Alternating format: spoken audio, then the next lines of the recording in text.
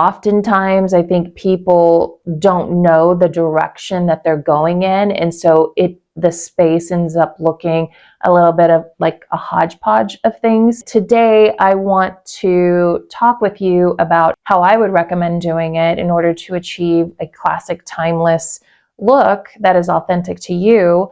But also, I'm using my home as an example to kind of outline some of the things that I've purchased, what I look for when I'm thrifting. I've worked out my process and I want to share that with you. It took me a long time, but now you can just learn it quickly and you can do it. You don't have to spend years of trying to figure out, who am I?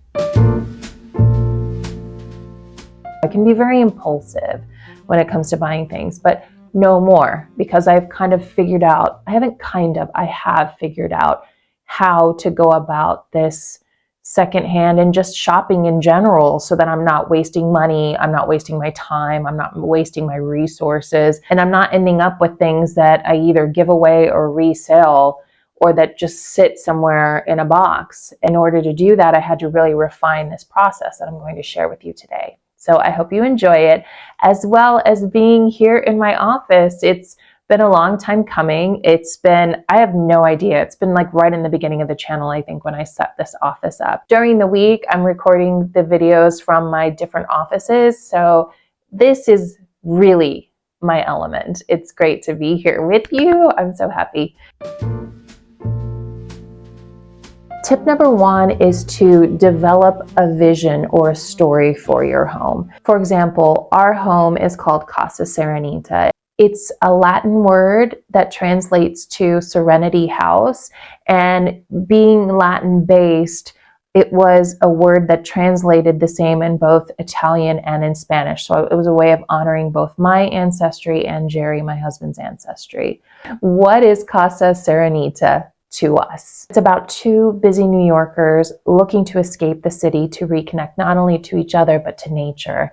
They love interesting objects. They love individuality and creativity, but at the same time want a very classic, timeless, yet self-expressive look. Part one is to write the story. The second part to one, so 1B, is to pull 5 adjectives that describe your home. So, for example, my adjectives for Casa Serenità are old world, modern, inspirational, artistic, and nature or natural. Those are the 5 adjectives that describe our home. So the next thing you're going to want to do is you're going to write those down. You don't have to be a professional designer to work like a designer, but you should have an interior design journal that you draw and sketch, or you write things that you like, things like that, something more tactile than just doing things on Pinterest or screenshotting on your phone. So you're understanding the feeling.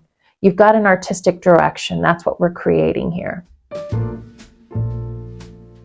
I want you to develop a discerning eye to where you know if something will work or will not work, where something is just purely impulse buy because it's cute and neat and interesting, or if it's aligned with your vision. I want you to spend time regularly stopping in thrift stores, vintage stores, antique stores.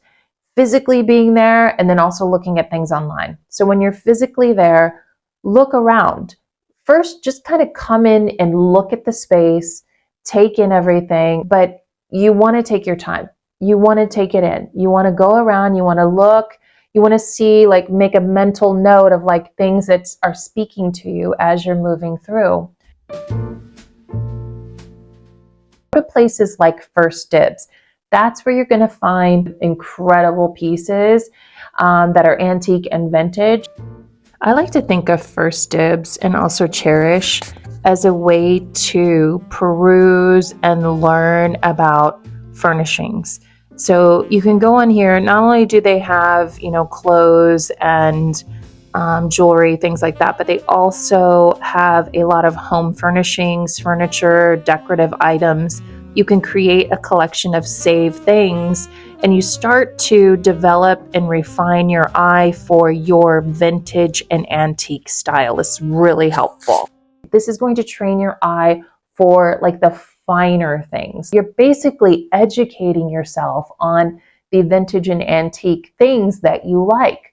So then when you do see them, you're like, you know exactly what you want. You know that this is exactly what you want to bring into your home. It's not a question of it, and it's not like you're bringing in things that won't work and you end up with just a bunch of stuff. It's no, you're working as a curator, curating an exhibition, not only in your mind, but then physically creating it in your home. You'll start to connect patterns. And then I want you to pull out your interior design journal, and I want you to take note of the things that you feel drawn to, the things that you like, and just start looking at that in relation to the adjectives. So you'll want to start thinking about, well, these pieces, do they fit into the way I want my home to feel? Does it fit into the way that the story that I'm telling about my home, are these aligned? And you're starting to see what makes your heart sing when it comes to interiors. And that's how you're developing your style. Your style doesn't really have to fall into anything. Like if I were to describe my style, it's definitely like old world meets modern meets art studio. You know, it's not, there's not a word that describes that. Maybe just eclectic, you know, I guess that's probably the big umbrella word for that. It's really more of like, that's why the adjectives are important. That's why the descriptive words, you know, that you're choosing for your home and the story are important, because we don't fall into a one label kind of thing typically, especially if you're a creative person, you know, creating your space. If you're watching this, I don't think you probably fall into just one category. You're more complex than that. And so is your home. Look around your home and assess where you need something.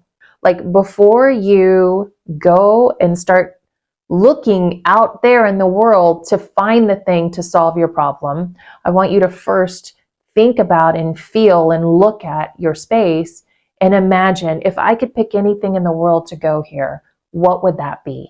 So I want you to do that. And I'm telling you, write it down in your journal and think about, what would that thing be? Because then that's what you know that you need to get. So many times we're looking outward trying to find like, well, what is my style? But really you are the only one that can truly do it. And it takes some time and some introspection.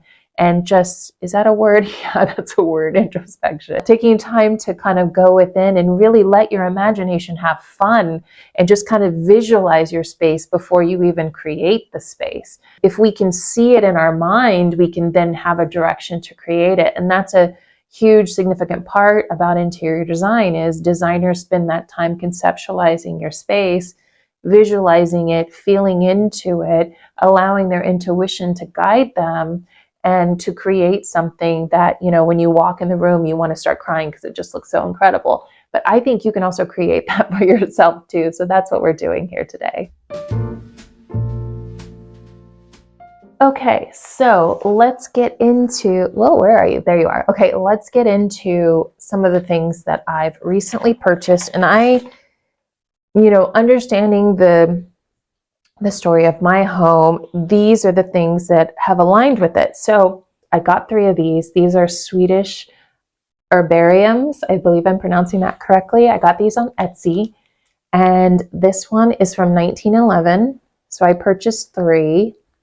But this was a curriculum, a curriculum in school that the students would be required to go out into nature and make these carefully documented specimens. This one's from 1911. I've got another one here. I do not read Swedish, so I don't know what they say, but I can see the year. This is from 1950. This one. I think these look like dandelions to me. And then this is a fern. And this one is from 1940. I'm going to Michael's tomorrow, and those will be framed. Hopefully we get them back soon, because I want to reveal our bathroom to you, our powder room bathroom, our guest bathroom. We've been doing a lot of work on that. So anyway, don't deviate. I also purchased, okay, wait, these were, I'm getting ahead of myself. These were $47 each here, which if you look these up online, they're sold for a much higher price. So I really lucked out with these. I'll leave the link for the Etsy shop if you want to purchase some. Just a really lovely shop owner. Thank you so much, Richard. You're awesome. And these are so beautiful. I cannot wait to get these framed. I got this piece. This was $12. It's brass. It's unlacquered brass. And I just thought it was really cool. It's just another vase. We need plenty of them, but I really like it. It's just so warm. And here again, this is the old world that I'm talking about. So everything, I love old world. I also really love lions. So here, look at this little guy. I'm just trying to make sure he's in focus. Yeah, he is. So this is like a ceramic. I'm not really sure where this is from. There's nothing here, but I'm very particular about my lion faces, but he's got a really lovely lion face. You see his profile? He's so handsome. But here's my lion. I think this was like $25. I mean, thrift stores in New York are not cheap. This piece was, I think, $15, and he's a wood carved lion, but he's like, you can see him. It looks like, I think there must have been something poked in him at one time. So I don't know if maybe he's dying, but he's not dying. He's recovering because now he's at Casa Serenità and he is healing and getting stronger. So it's okay. Yes, it's okay, little lion. That's the story. That's his story.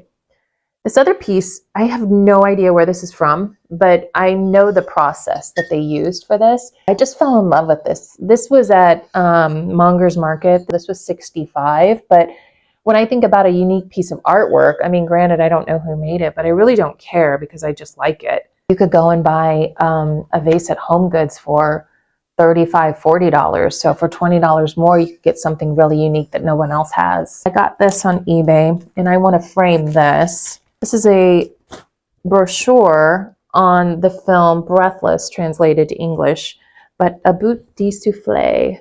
It's in Japanese. This is cool too because it's got all the Jean-Luc Godard films throughout the years, at least until 1980. I got it because I want to frame this piece alone. I'm not going to take it apart because I don't want to ruin it. I just want to preserve it, and I want to preserve this vase. So I'm going to put this in a frame behind some UV protectant glass. This piece was like $15 on eBay. Got more. Ooh, this was an investment piece. Jerry about flipped when he found out how much I purchased this for, but here it is. It's a marble tablet. You could see the back. It's extremely heavy. There's a little crack here that you see back here, but I just think it adds to the history of it. Look at this. This is Cupid and Venus. And I just fell in love with it. So I'm not really sure how we're going to hang this up. I don't know if we'll hang it on the wall. I have another vintage purchase that I'll have to bring you in the other room to see because I bought a vintage easel. And so right now that's kind of sitting in there. Piece of paper so you can kind of see him a little bit better. So this is Saint Francis. He is the patron saint of animals. And if you could see it better, he's clearly been outside for a long time because his face is a little messed up. And he has a little dove in his hand. Often you'll see St. Francis in a lot of gardens, but he's going to go in our bathroom because I just really like him and I want to be able to see him. I don't want to put him outside. He can still be the patron saint of animals, like inside of our home. This is Miss Mahogany Duck. So this could hurt somebody. This is heavy. She's got a little chip right here, but I don't care. I still think you're sweet. I have this particular vision, this particular aesthetic. I framed this. This was the card from Richard, who I bought the herbariums from. This is going to go in the kitchen. This is a frame that I bought at a thrift store for like $3, half price. I just put this card on a piece of paper, but there's like a little place back here that you can use it to hook on the wall, and you could see the light coming through here. So I taped a little positive note to myself to read someday in the future. Kind of like a little time capsule. At that same thrift shop, I also I'm always on the lookout for frames. So I really like the old kind of beat up ones. This one has a lot of really good nicks on it.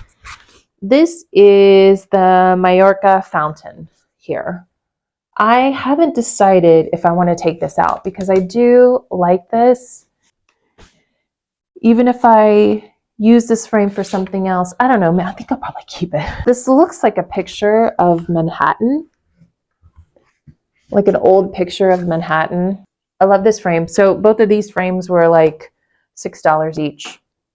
So here's the other thing I got. Look at this lamp. It is so interesting. I don't have a place to put it yet.